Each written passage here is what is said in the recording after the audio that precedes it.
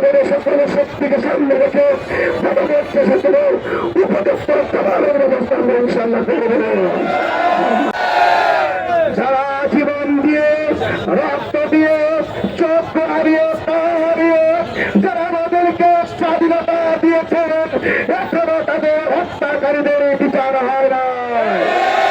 যারা আহত হচ্ছে এখনো তাদের সুস্থ চিকিৎসার ব্যবস্থা করা হয় না। যারা এখন পড়েছে তাদেরকে এখনো বিচারের আওতায় আনা হয় না। আমরা আজকের এই গণমিছিল থেকে স্পষ্ট বলে দিতে চাই, যারা আজকে রক্তের শিবিরে ক্ষমতায় বসেছে তারা একটু চিন্তা করে দেখার জন্য অনুরোধ করছে। সুতরাং যারা শহীদ হয়েছে তাদের উপযুক্ত মর্যাদা দেওয়ার জন্য তাদের পরিবারকে পুনর্বাসনের ব্যবস্থা করতে হবে। যারা আহত হয়েছে তাদের সুচিকিৎসার ব্যবস্থা করতে হবে।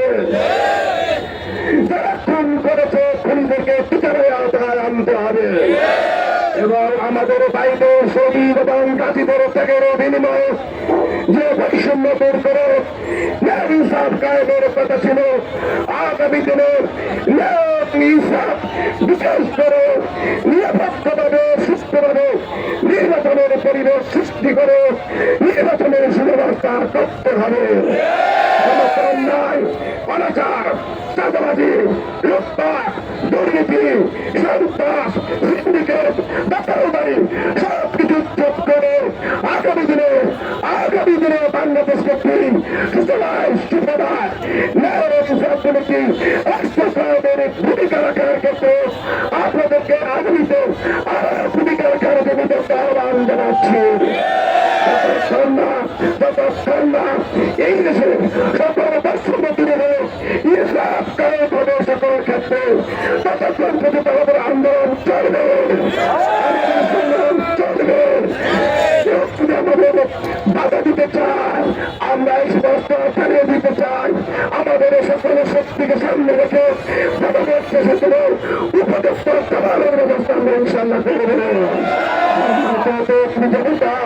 আসলে রক্তের বিনিময়ে যারা আজকে স্বাধীনতা দিয়েছে তাদের রক্তকে স্বার্থমণ্ডিত করার জন্য স্থায়ীভাবে বাংলাদেশের ইনসাফ কায়েমের জন্য আমাদেরকে আগামী দিনে আরো ভূমিকা রাখার করতে আহ্বান জানিয়ে আজকে কোনো মিছিলের সমাপনী রাখতে শেষ করছি।